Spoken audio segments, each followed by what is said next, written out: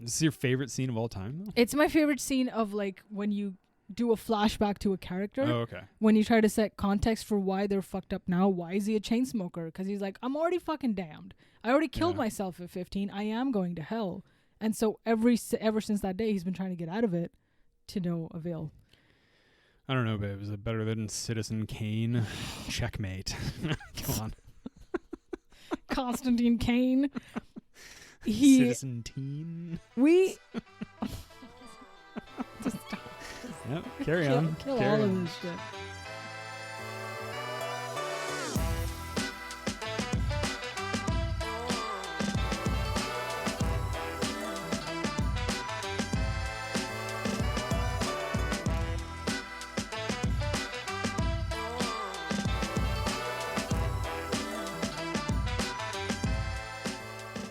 Did you know? Nope, I didn't. Did you know that comic book artists were super into Sting from the Police? I know Alan Moore was. Yeah. Yeah. I didn't know that. Why Sting? He's kind of a big deal as a, recording artist. Name one thing you don't. I'm just kidding. I mean, he's probably fucked for 8 hours straight, That's considering fair. how he's into tantric sex and all that kind of stuff. Oh, what? Yeah, I think it's Sting who's like, he's Oh. into just chafing, just endless chafing. No, he's into tantric sex, I think. Yeah.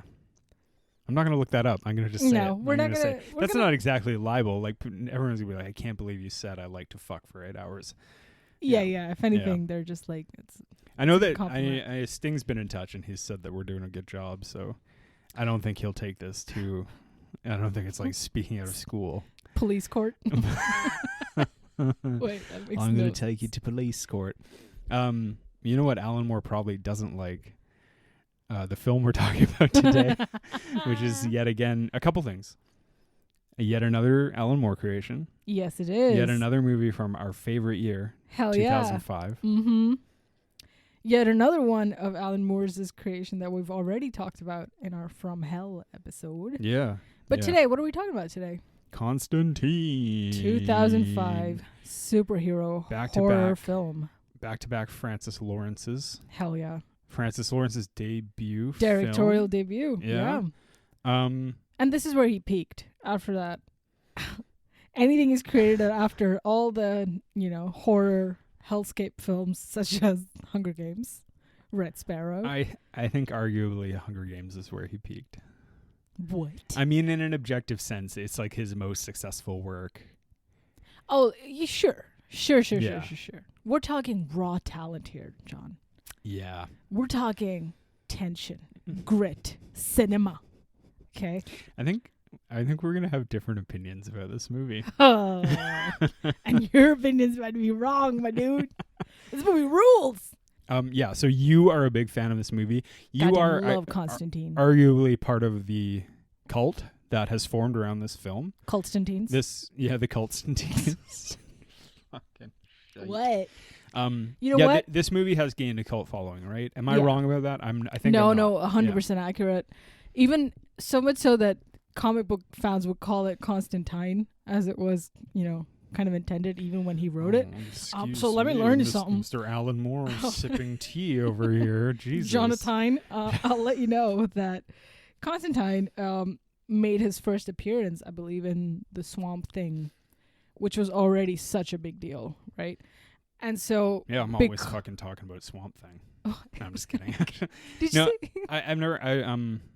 yeah, that's been recommended to me many times. I've never read it. Yeah, but yeah. I think But it the sounds fact really that good. he blew up so much, even as a small character in Swamp Thing, that it warranted his own comic line. So that- Hellblazer, right? Hellblazer. Yeah. Again, what's up, Vertigo Comics? Shout out. Good job, guys. Keep doing the things that you're doing.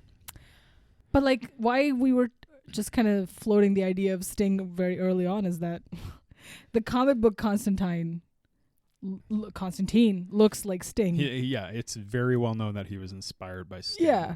The movie Constantine looks nothing like Sting. Not it is even- nothing no. like the comic book character, pretty much. When I saw the comic book one, I thought it was meant to be like Brad Pitt from Burn After Reading. Just well, blonde except hair. It's 20 years before Burn After Reading. Yeah, but now that I see it, now I'm like, Sting who? It's our boy Pitt. But the studios were like, all right, we got, fresh off the press, dark-haired American Keanu Reeves.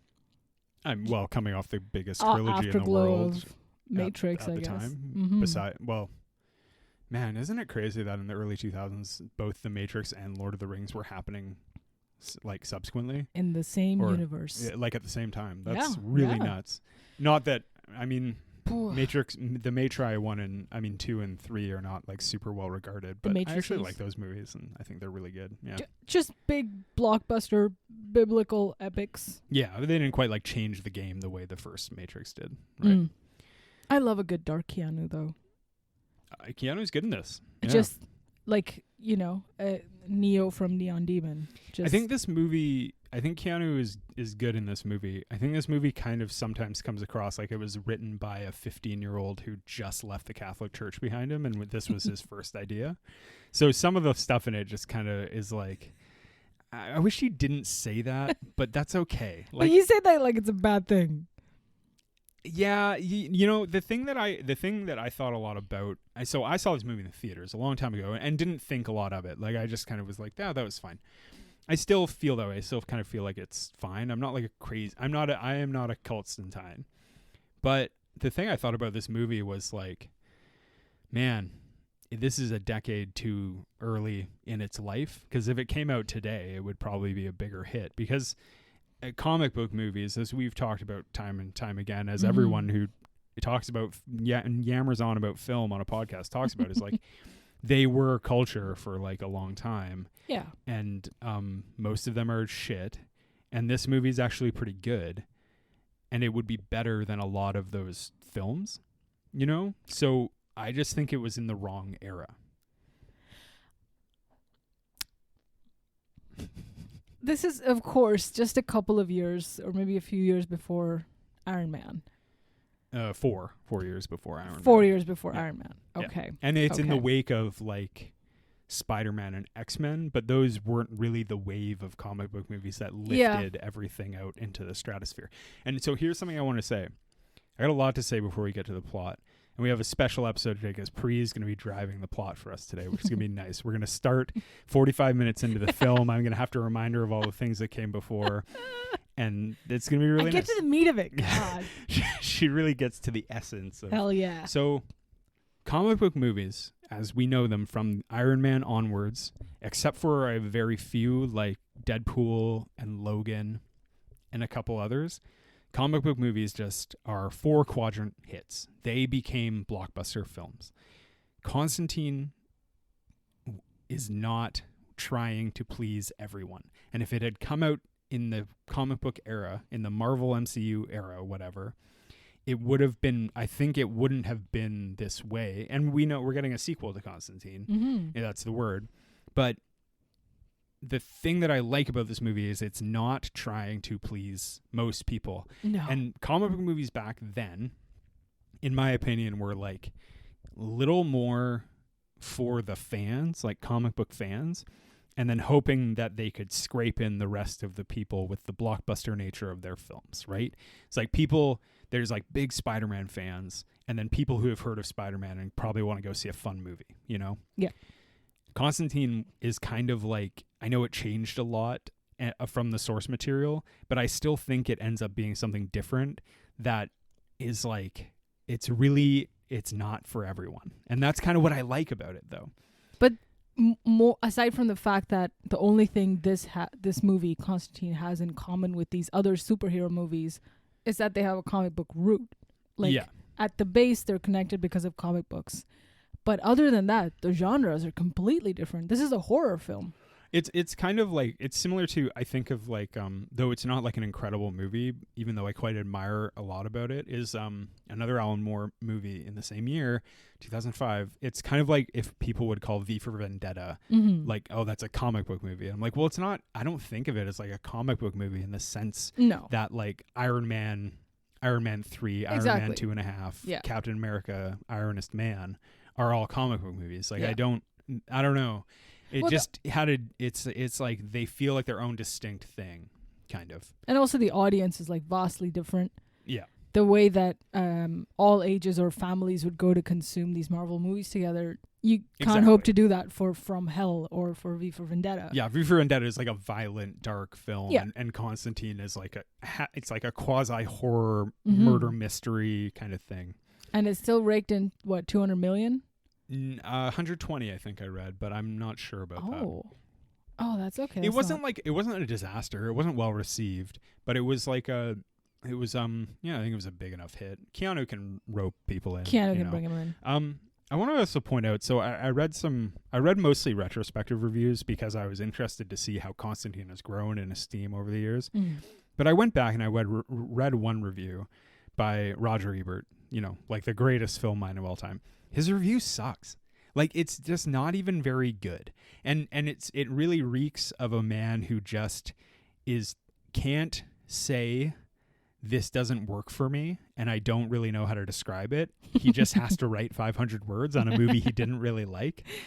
And he bashed it. Like he gave it 1.5 stars. Oh shit, he Roger? did not like it, but I was like, oh, but your review is not very substantive. Right. And that disappointed me. And I read other reviews. There's a lot of stuff I want to get into before we get to the plot, so I'm sorry if I'm stealing your thunder, but there's some real stuff. What else is new? Go on. So there, in a couple retrospective reviews, first of all, both these reviews I read mentioned the fact that Rotten Tomatoes itself, Mr. Rotten Tomatoes, wrote a review on their website apologizing for their reception of Constantine, because they were like, we're kind of wrong about this movie. Okay. Yeah, okay. like it's too really little, too late. It's something you like look up. It's so funny because you can look up Constantine and there's a story being like, an apology to Constantine, we were wrong about it. But then the rating is still really low. And I'm like, oh, that's interesting. But then their review is also not as substantive. I think it's like pretty, it's pretty like, yeah, I get it. However, there is a review now, as we learned last week, I'm not a good journalist and I don't keep track of my sources. But this week I did. There was a review in GQ by Ayanna Murray.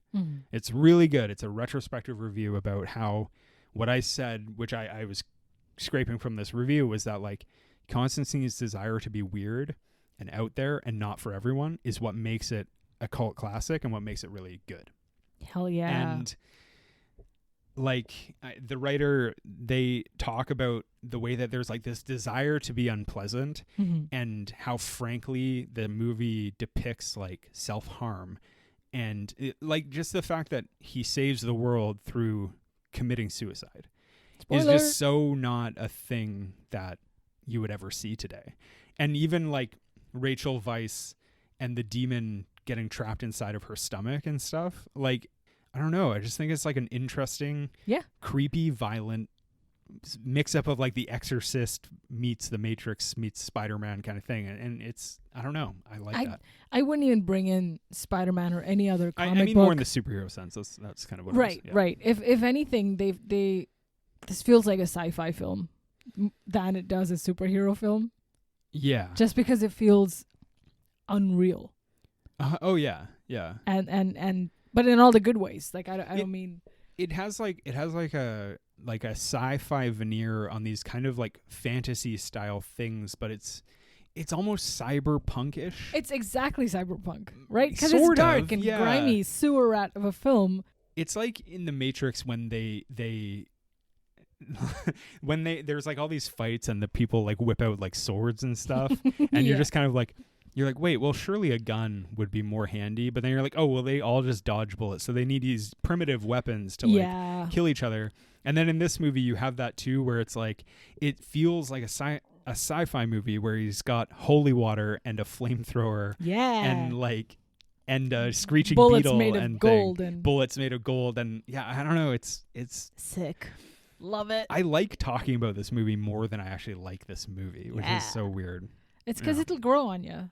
I feel like, hey, much like Red Sparrow, I really I put Red Sparrow on our list, being like that would be a fun movie to trash, and I ended up liking it more. And I never thought we would trash Constantine, but I never really thought I would like it more than I already did. Have nothing but love for Constantine. There's going to be an all praise from Pre.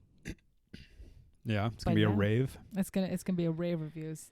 I love this movie. I love it so much. I love. Roger Prebert. I'm a sucker for any exorcism content.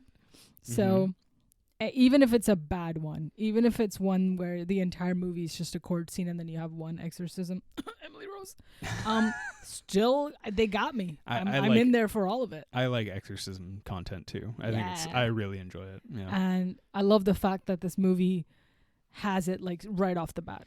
Within the first 15 minutes, you get to see a sick one, and it's the great. first scene is great. That's maybe the first couple scenes are wonderful. Excellent. But we're not going to get to them. I can see you winding up like you're like, oh, we're going to talk about the plot. No, because we have to talk about a couple other things. Yeah. First off, this is their second Shia LaBeouf film.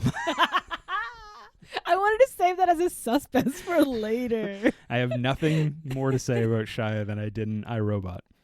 Second off, I'm talking about the performers here. Obviously, Okay. Keanu is the big one. I don't have a lot to say about Keanu, but Yeah. Jaimin Hansu is I love when he shows up. I think he's a fucking wonderful what actor. What a king. Yeah. He's in My Blood Love Diamond. Gladiator, and I love Blood Diamond just unabashedly, and I think he's amazing in that film. I think it's like a good movie, and I think it's kind of underrated actually. Yeah. Even if it has problems, but it's like I like Edward Zwick and I like those movies. But the most important supporting character that we have to talk about, I don't mean we, I mean like as a society, the world. As a society, the world needs to talk more about Rachel Weisz. Oh hell yeah! She is. I love Rachel Weisz a lot. Just and stunning. She's in some movies where she gives incredible performances, but it's like no one remembers she exists until she shows up in a film. Yeah. So it's just she's too gorgeous, and like that takes all the focus. And then you just forget that she's also this incredible actor. She's also just a unique performer. Like I don't know, she can be very captivating in almost everything she does. Oh my God. I don't even know if people feel this way. She's an Academy Award winner, obviously. Yeah. But I'm just like, I love Rachel Weisz so much. She's great in like The Mummy. I love Lobster. The Constant Gardener. Her work in The Lobster. Yeah. It's so good. Like she's so good in that weird shit. And her role in The Favorite is like, she totally deserved to get nominated for an Academy Award. 100%. She's really amazing in that movie. Mm-hmm. But I feel like she just doesn't get a lot of talk, you know? She stays out of the public eye, which is probably a good thing. Maybe that's probably why. Yeah. Because she's also kind of a muted person. Even in the roles, like her face does all the talking, but she kind of is at like an audio level of Keanu. None of them like overshadow each other. I feel like it was like a good pairing even in this film. Yeah. And then even in like another softer movie, like even, I say soft, but The Mummy, even today, if you pair Brendan Fraser with Rachel Weisz, it'll just be like the right tone for both of them. One isn't too loud or one isn't too brash. And it just feels like she takes that volume. For favorites, for example, even with fucking powerhouse crazy lady Olivia Colman, your eye still kind of waits for Rachel Weisz's to calm the scene. She in lots of, and to be honest, I haven't seen a lot of the movies she's in, but like the majority, like there's lots of performers who I have, but like her, I've seen like these highlights, and just every movie she's in, I think she steals a lot of films, and people don't give her a lot of credit for it. Mm-hmm. The other thing too, so she's the second person in a row in a Francis Lawrence movie who dated Darren Aronofsky. Oh, what? Our favorite director, yeah. What is it? The deal? Because Jennifer Lawrence also was with Aronofsky for a while, so I mean, he gets good performances out of the women he dates, I guess. So that's really great. The other thing too, though, is I believe she's married to Daniel Craig. Nice. And see, perfect. Two things though. So Daniel Craig and Rachel Weisz, if they want to be our like couple friend people, like I would be happy to hang out with them if they're at all, you know, I'm not trying to be desperate, but like if they're listening, like they can come for dinner and we can hang out. Yeah. The thing, so like Daniel, if you're listening, I probably won't ask you about James Bond at all. No. So don't worry about it. Like I'm not going to be like a Bond fanboy. No. You're gonna be a layer cake fanboy instead. I'm just kidding.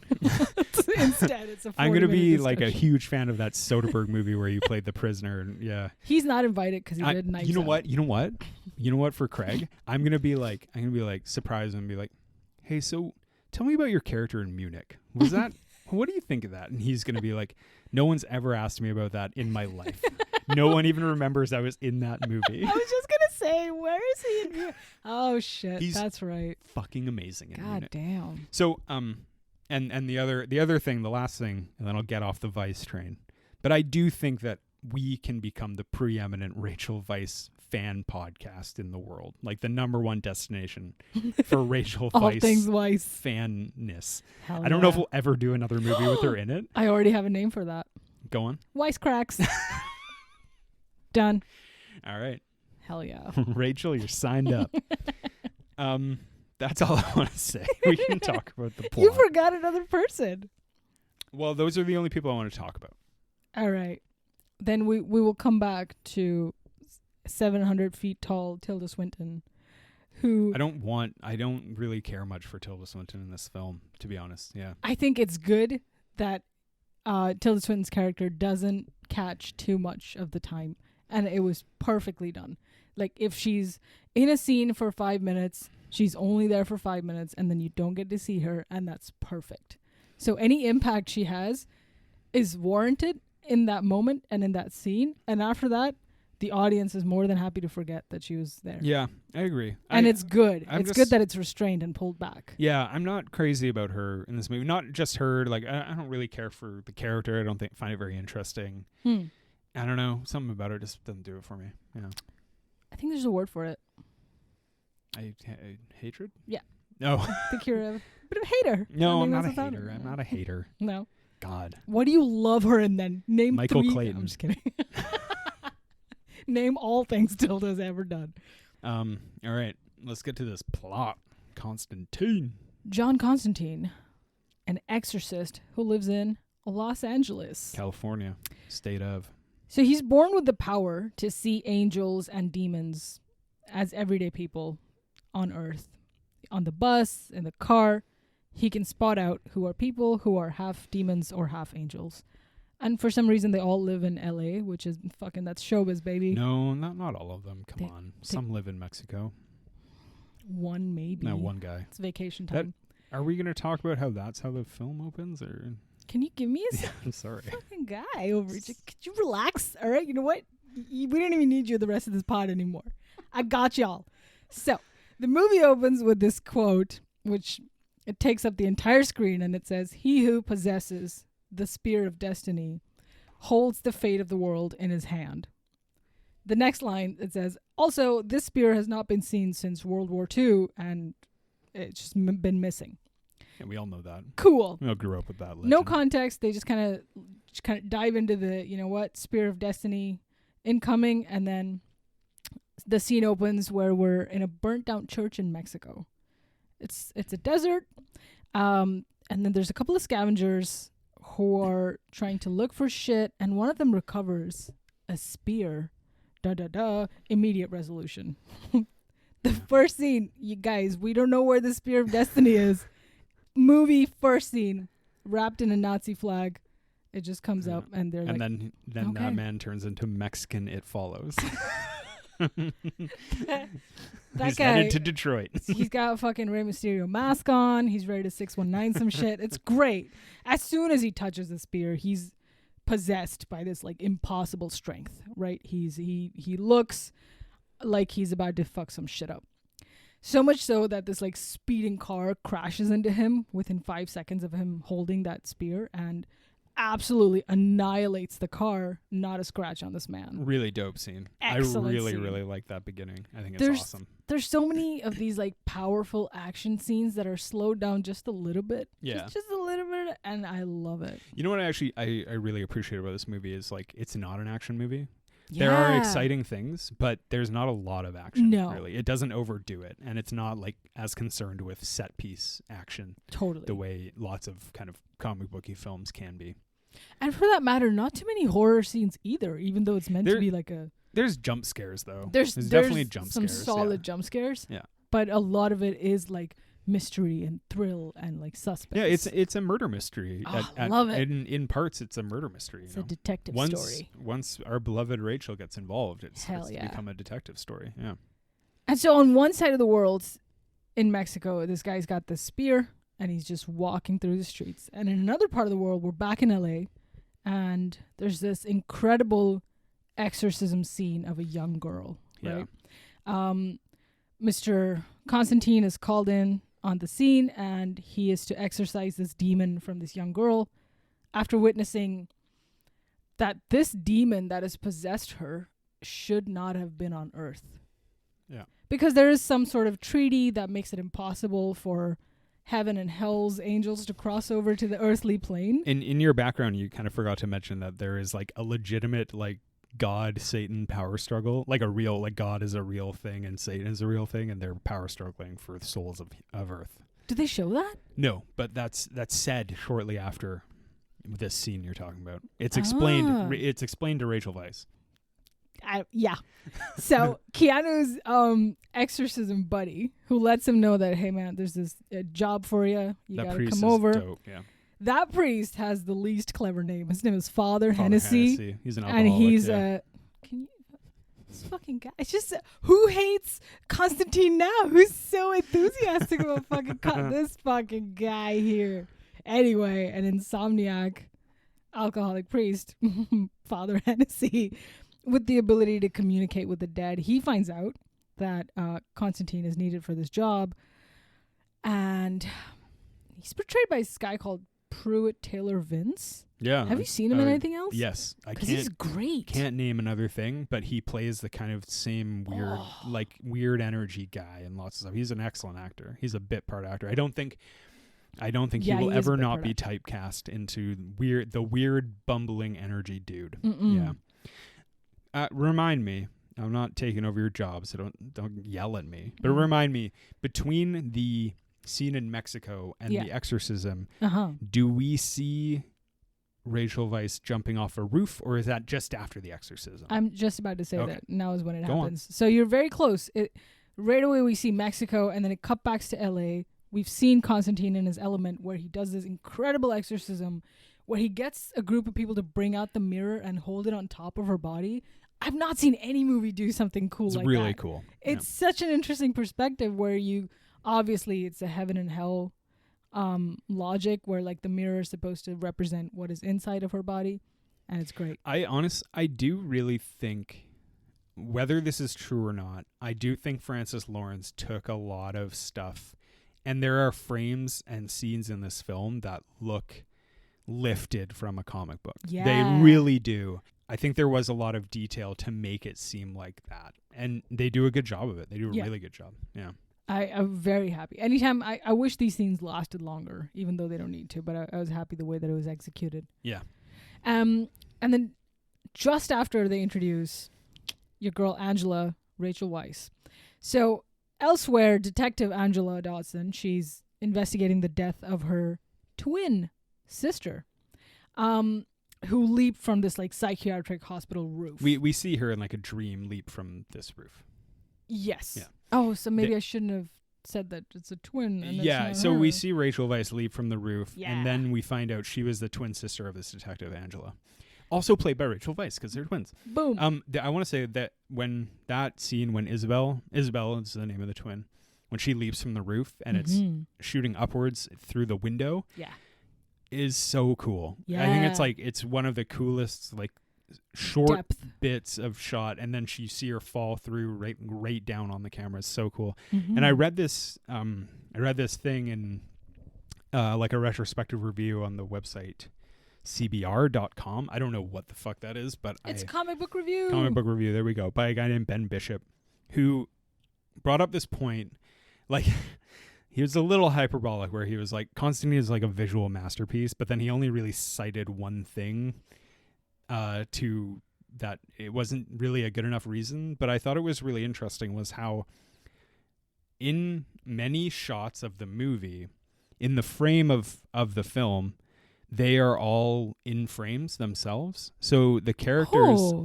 are often within these other frames within the shot. Mm-hmm. And so when Isabel leaps off the roof, you see she's like inside the window, her right. full body. And then there's a scene with Keanu and Rachel sitting at a diner, and they're in the window of the diner.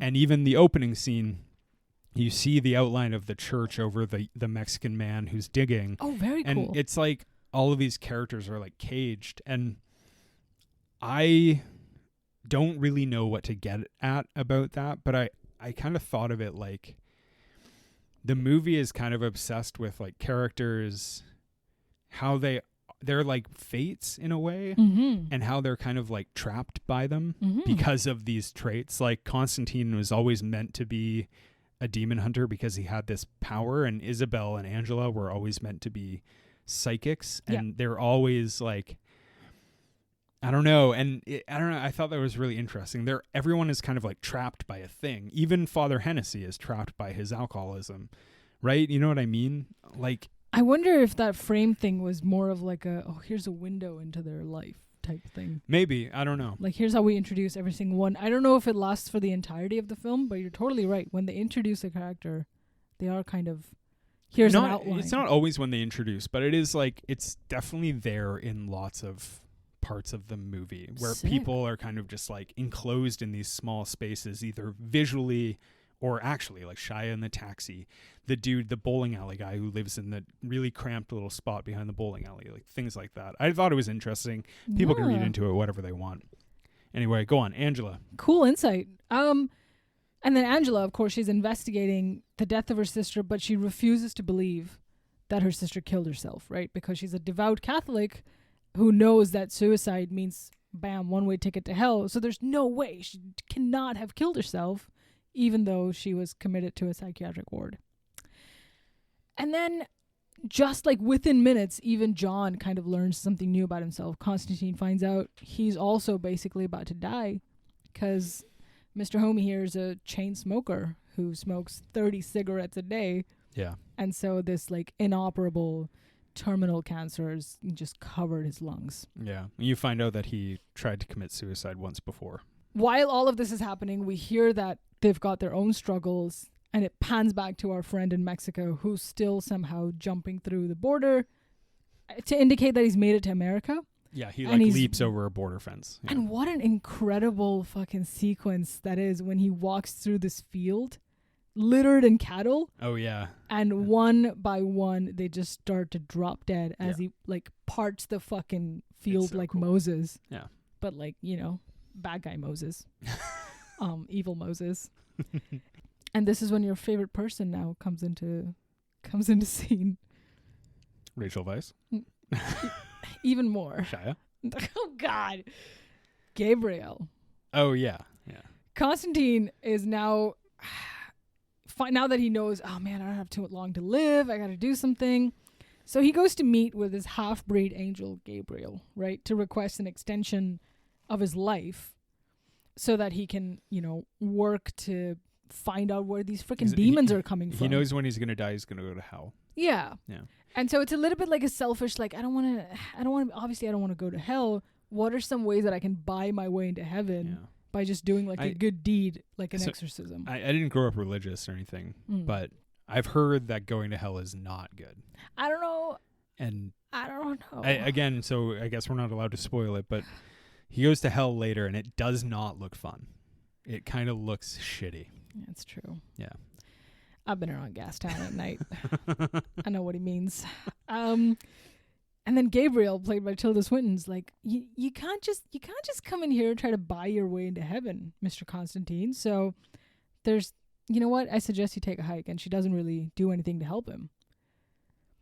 His motivation, though, which was cool, which they don't touch too much on, is that he does, like, he moves through the film for the first 20 minutes like, oh, I guess I'll just save some lives or whatever if I have to. Yeah. Also, it's important to note that Keanu Reeves, he's such a dick in this movie. Cynical guy. He's a really, really like harsh asshole. And he closes the door in Rachel Weisz's face like a jerk. Who would do that, Rachel? I would never do that to you. All right. You know what? Maybe you should give me your Academy Award. Okay. She'd sit here in silence, be like, "Yeah, Gabriel did nothing wrong." And then while our boy is talking to Gabriel here, Angela is also in the scene, right? So this part I don't understand. Are they in a church together? Are they in like a meeting hall? Who cares? Either way, somehow all the fucking protagonists are in a room together where Constantine and Tilda Swinton are chatting, and in the other end, Angela is talking to a priest, being like, "Yo, you gotta come bless my sister's dead body because she cannot be going to hell." Yo, priest bless this girl, Priest, yo. There's it's just obviously he refuses because she killed herself, and then there's no absolution for her.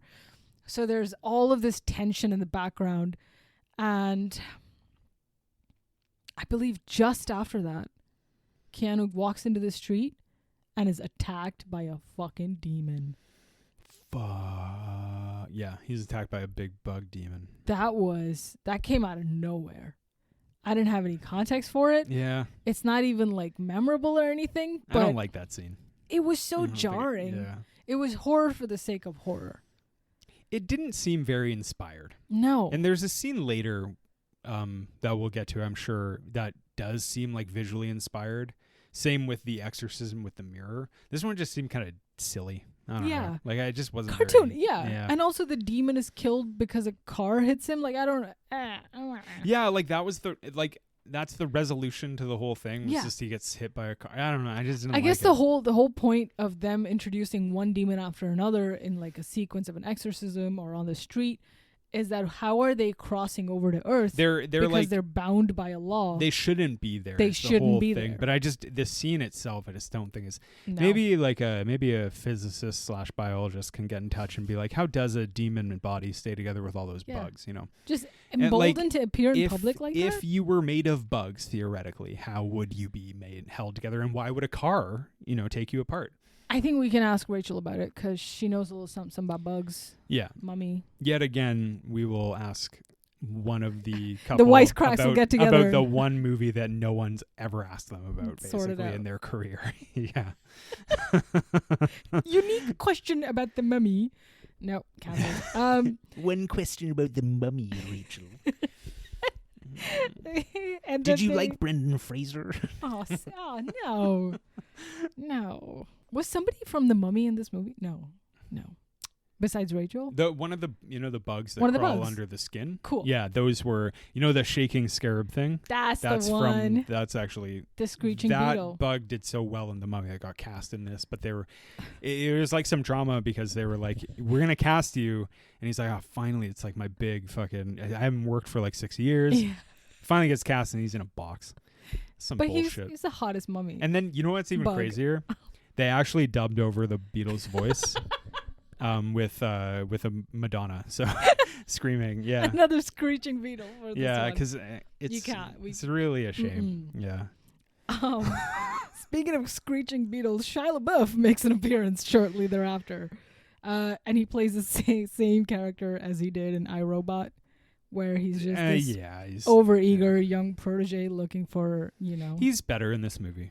He's definitely better. Yeah. There's growth. He's not just backing up protagonist daddy. He actually does something in the end. Well, we'll see if he does. I know. I'm just saying his character has an arc. His character does have an arc. In iRobot, he doesn't really have an arc. No, in iRobot, he's like a throwaway guy. iRobot doesn't really have an arc. Hey, go back and listen to our episode on iRobot. We really like that movie.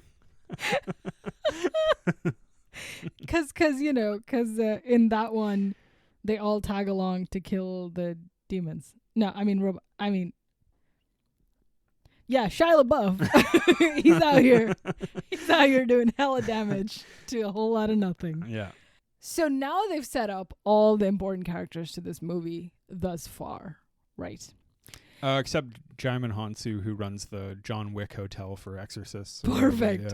And we enter Switzerland, where we get to meet Papa Midnight. Papa Midnight. What a sick name. Jaimin Hansu's amazing. I love him so much. His costume is great too. Yeah.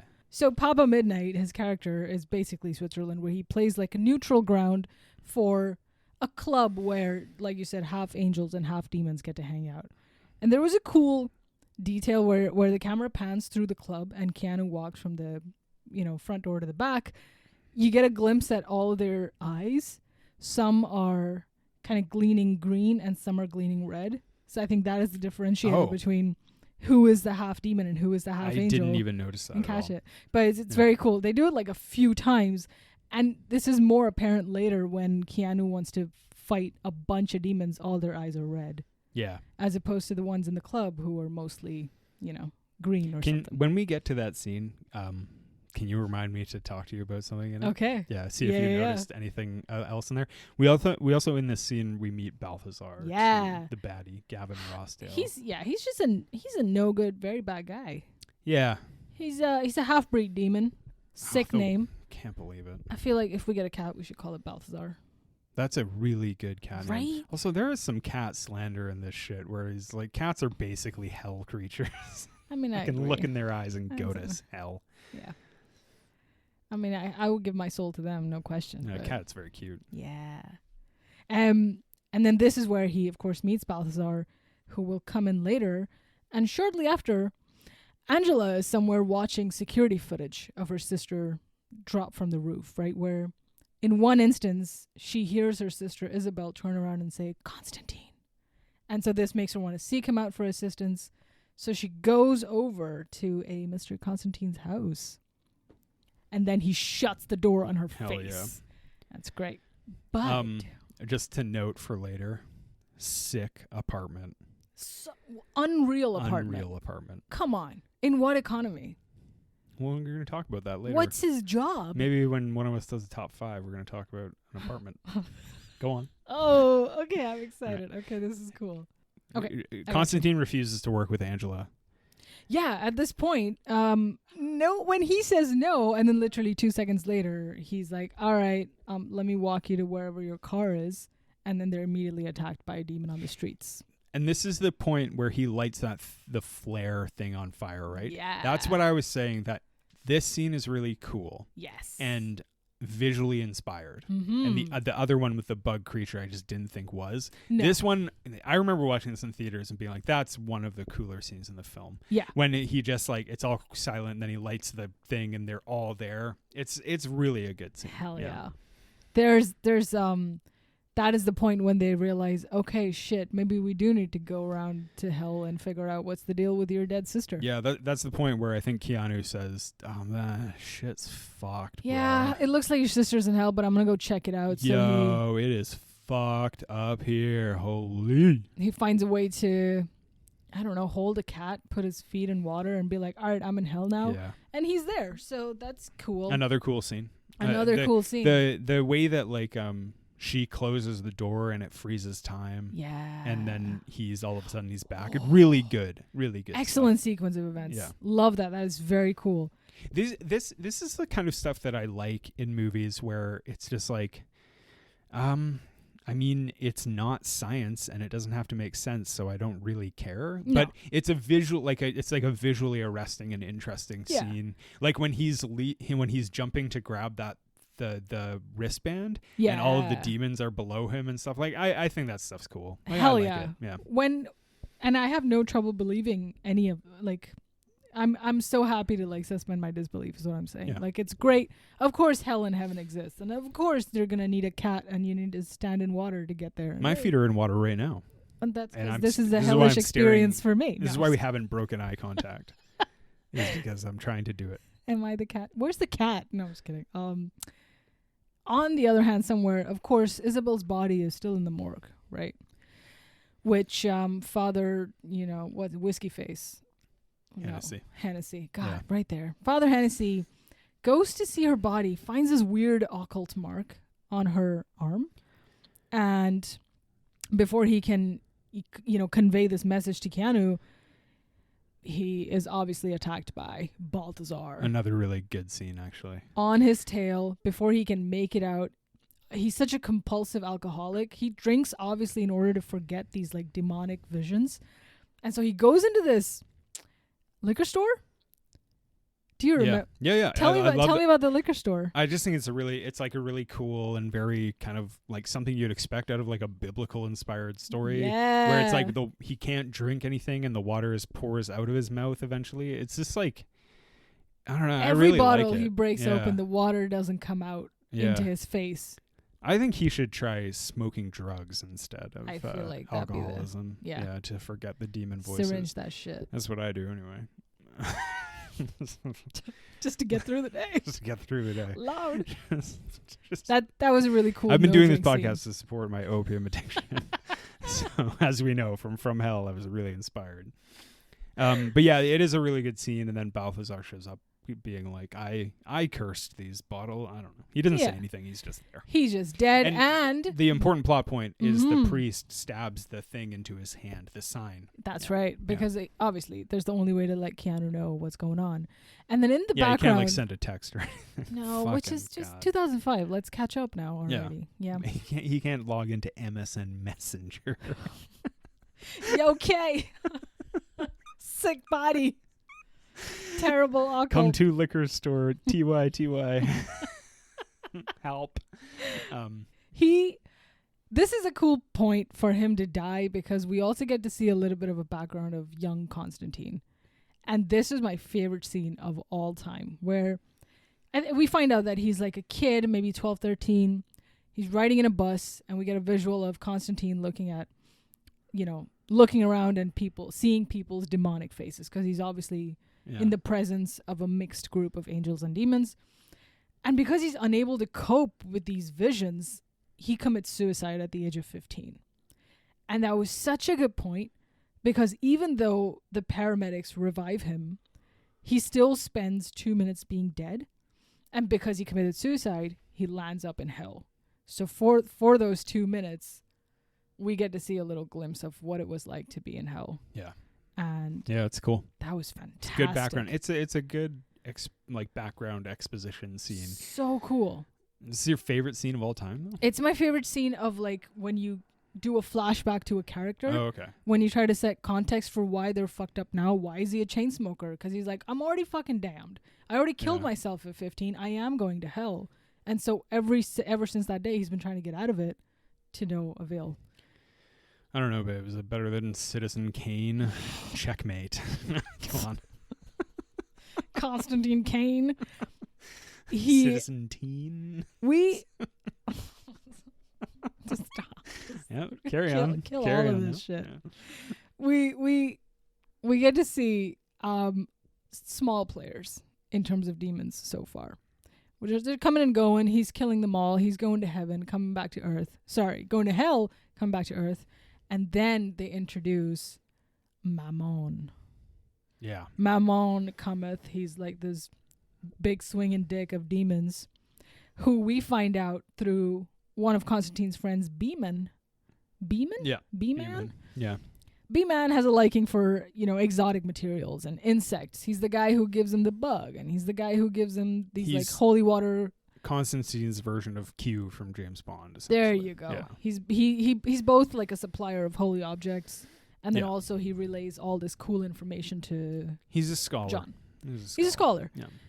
Before he can get all the information out to Constantine about what that occult sign means, like what was that symbol on Isabel's hand, and what was that symbol on Father Hennessy's hand, they find out that it is actually a symbol of Lucifer's son, Mammon. Which is so sick. I wish pretty all dope. movies kind of went into like a little bit of lore where they could talk about, oh yeah, Mammon's trying to, usurp his dad, and he wants to take over Earth, and he wants to unleash demons upon. Also, like, this is kind of where you find out that in the battle of heaven and hell, Lucifer's like not playing very fairly, which is why all the demons are coming.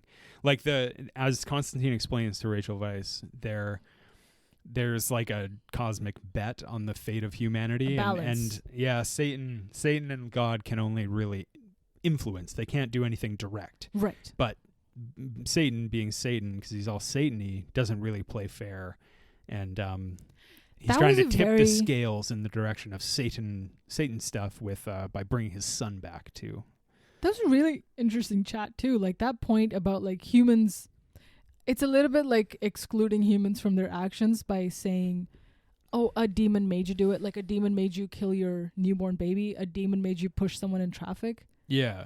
are humans not capable of evil? To which Rachel Weisz's character says humans do terrible things all the time. Yeah. It doesn't have to be demonic influence. And he says, oh, they don't make you do it, but maybe they're present, putting that thought in your head. The fact that you act on it might be the human thing to do. It's like that Futurama episode where Bender gets sent to meet that galaxy that's kind of like God.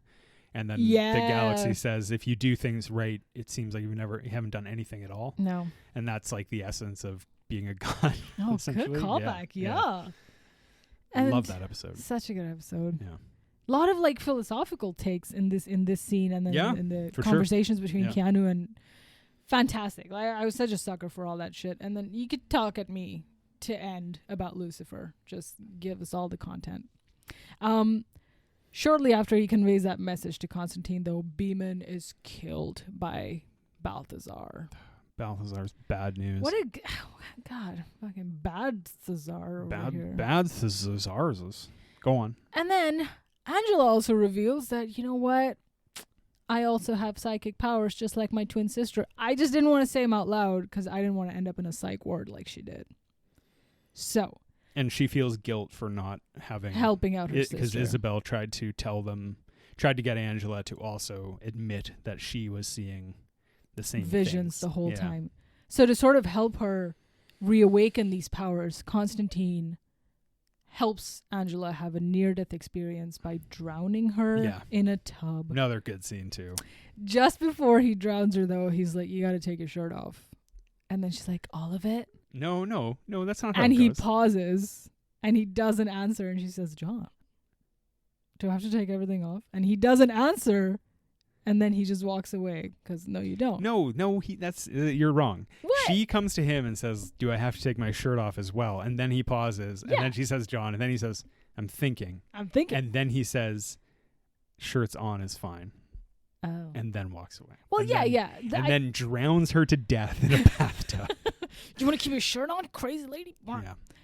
That's I really like. I'm now that we're like recapping this plot, I'm kind of debating what scene I like the most, and I think I might like that one the most. Yeah. Just because, like, again, speaking of what I said before about how the movie is kind of trying to be difficult and upsetting, is like I remember seeing it and you're looking up at him.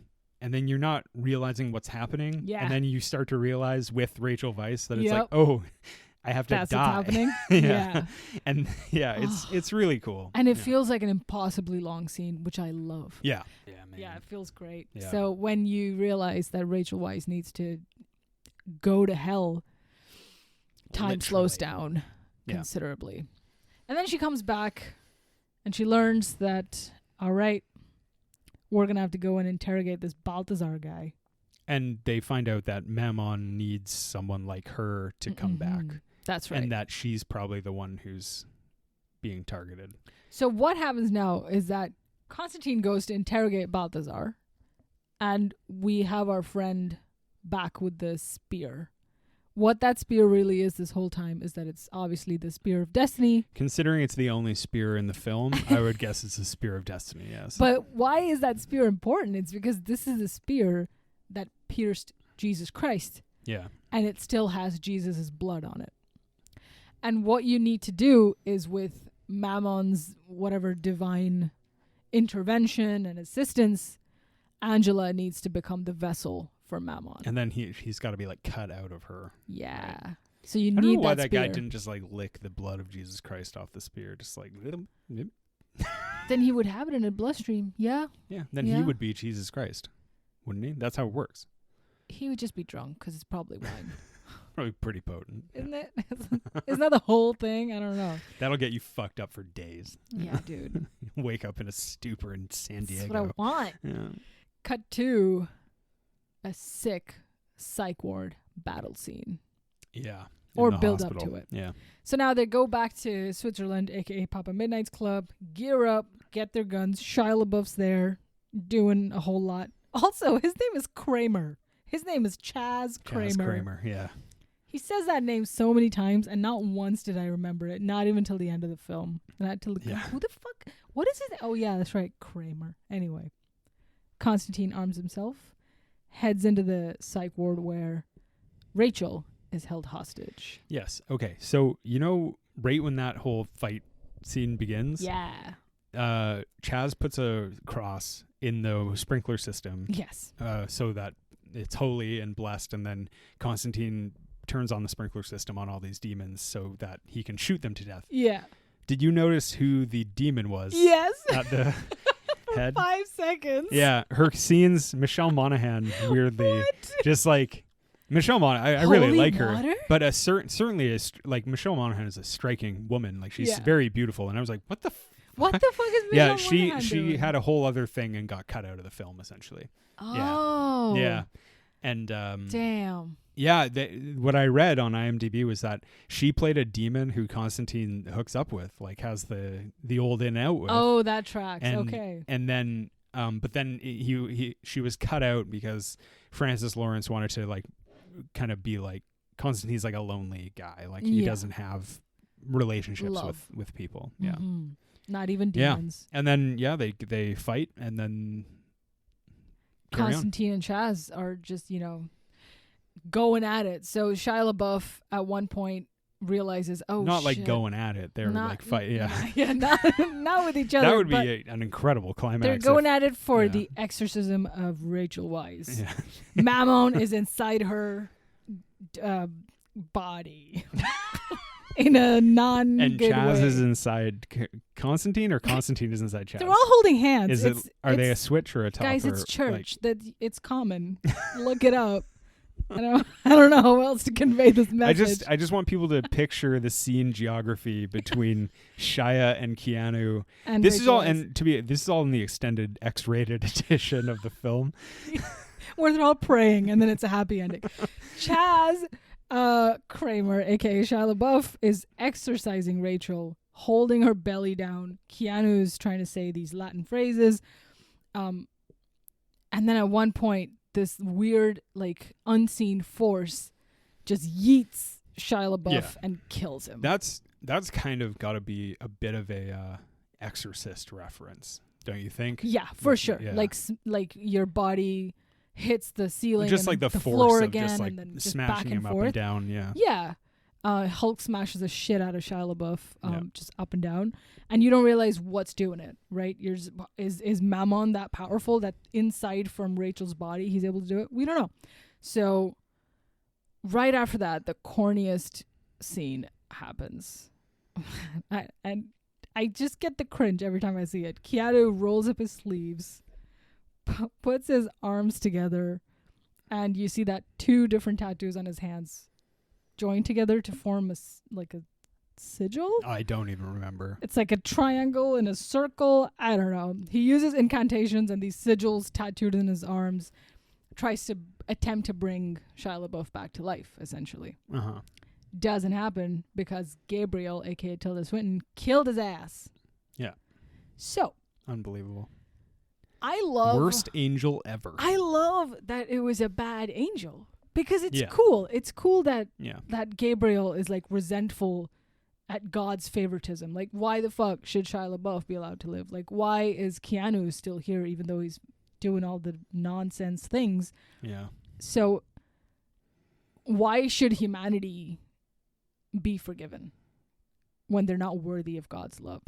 So if it feels a little bit like Gabriel is like this like low level HR manager, just Just a spiteful androgynous yeah, HR just manager. like has a little bit of power and wants to Yeah. just use it as I- much as they can. I noticed you came in at 8:02 instead of 8 o'clock today. Was that on purpose? Yeah. Yeah, things like that. Yeah. Yeah. That's Tilda Swinton That's Tilda for Swinton, the entirety of essentially, the yeah. scene. And the so worst. the worst. So now the spear of destiny is in Gabriel's hand, and he's about to just stab it into Rachel Weisz's stomach when the scene freezes. And the scene freezes because Keanu is in another room slitting his wrists, desperate enough to die so that Lucifer himself will come down to claim his body. Right? Yeah. So in a way, he sacrifices himself. He's going to trade himself for Isabel and Angela. Ah. And what a cool sequence of events. Because you see it coming. that Keanu's going to do a good guy thing at some point in this film. Yeah, for sure. He has to have like a redeeming arc for himself where he does something predictable like that. But before all of that happens, there's this excellent introduction to Lucifer, played by Peter Stormare. Fucking great actor. Stormare. He's an amazing. I love him. Yeah. He's amazing. He was in John Wick? everything for the longest time. Yeah. Like, he's a great fucking actor. He's a great like bit part actor, and he's great in this. And, yeah, but It's fucking.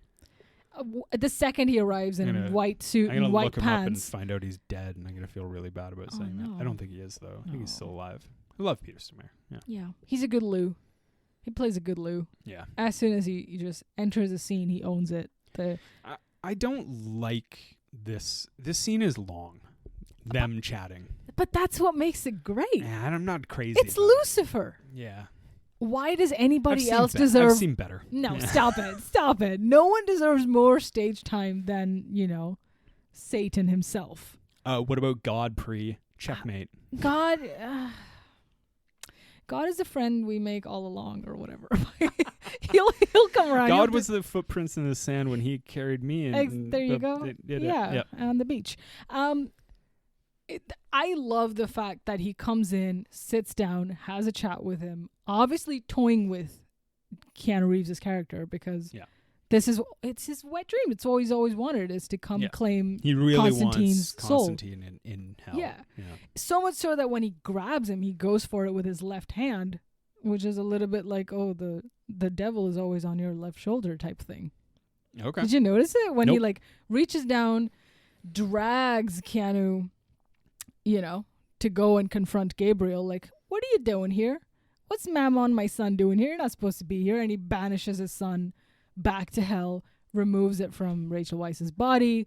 Yeah. Also, in a fit of rage, burns the shit out of Gabriel's wings. Yeah. That was a cool scene. Yeah, that's good. So just like Gabriel deserves it. Lucifer is just the dad, just being a dad. He's like, what are you kids doing? This isn't your no, none of this. It was cool. Yeah, it's good. But then Keanu doesn't come with him. No. I just wanted to take a pause and say I miss my dad. Dear Lucifer. Watching Peter Stormare put his foot down. He remind you of your dad? Because, just a silly goose. He's a goofy guy. What are you guys doing here? Let's go back to hell. I've never seen your dad not wearing a pristine white suit. Hell yeah. Yeah. White on white, baby. That's the ticket.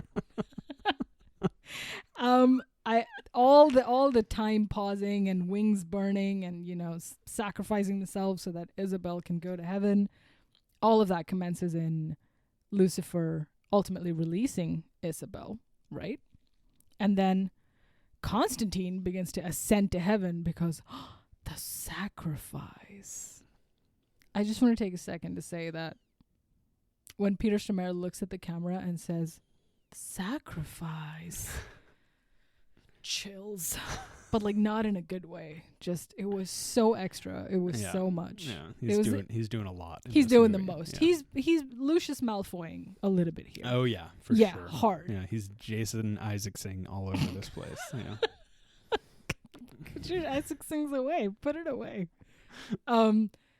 Obviously infuriated because Constantine is now going to go to heaven. What the fuck?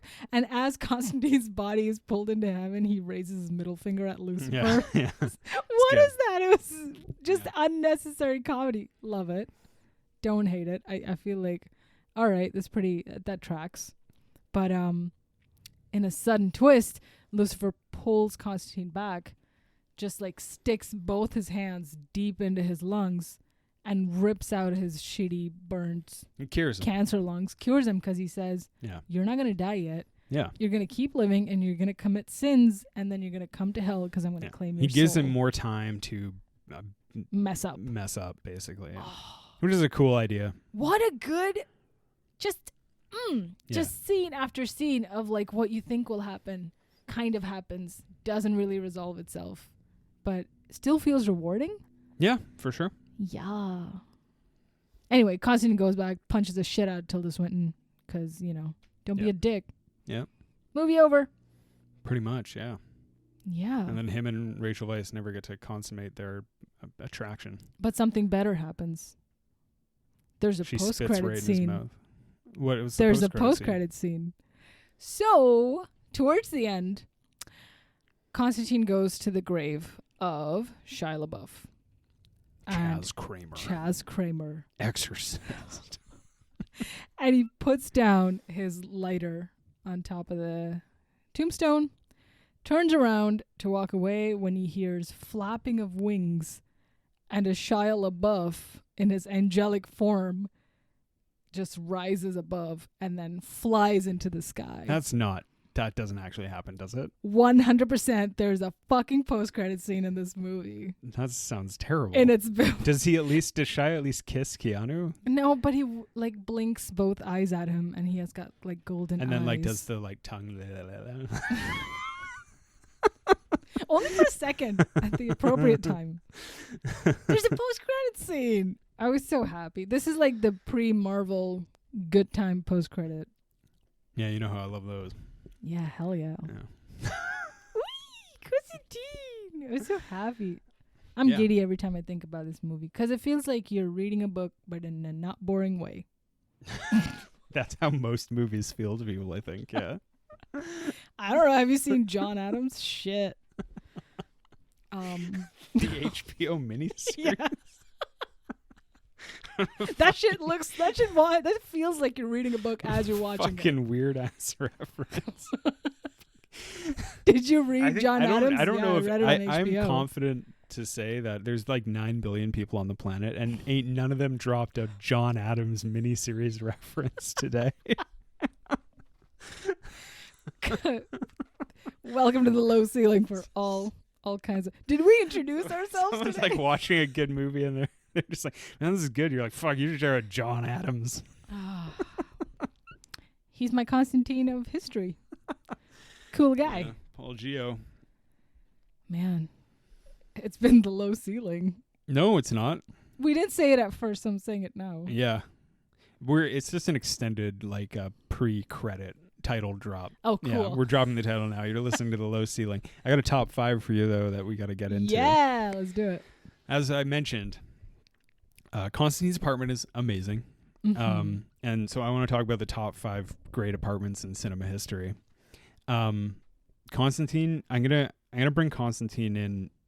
I would actually put it at 3, but I'm gonna put it at 5 just because we can talk about it. Yeah. Now, maybe I'm wrong, but maybe I'm not. I feel like this Constantine, this apartment was largely inspired by or even filmed in the same building as the apartment in 7 where they find the emaciated, disgusting guy. Ooh. Yeah, it looks very similar. Ooh. Yeah. Anyway, great Long apartment. hallway. Yeah. So that's number 3, but I'm gonna go back to number 5. Number 5 is The Loft. Have you ever seen The Loft? No.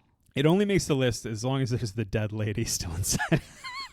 The Loft is like a weird erotic thriller film, and it's about these like 5 middle-aged men who all own a loft, like a very secure loft in like this downtown apartment where they all have like trysts in, and then they show up there and there's a dead lady in there and none of them know who it is or who killed her. Oh. It's actually an okay film. Is this the one with the Loki? What's his face? It's got Carl Urban. Carl Urban, yeah. Huh. Maybe I'm thinking of another one, but cool. No, cool. the one with Loki is Loki that you're thinking of. Oh, God, that's Yeah. the one. Okay. The show, and then there's the Thor the Thunder Loki All right, thing just or whatever. Thunder Loki. Those are the ones with Loki in them. Thor the Yeah. Thunder Loki. Number 4, I mean, we're going back in the archive, but Big Daddy. Hey. Great loft. Sick loft. Great apartment. Oh, my God. As long as Sandy Koufax doesn't live there. If I could just not have him there, that would be great. I think that's your cross to bear. Yeah.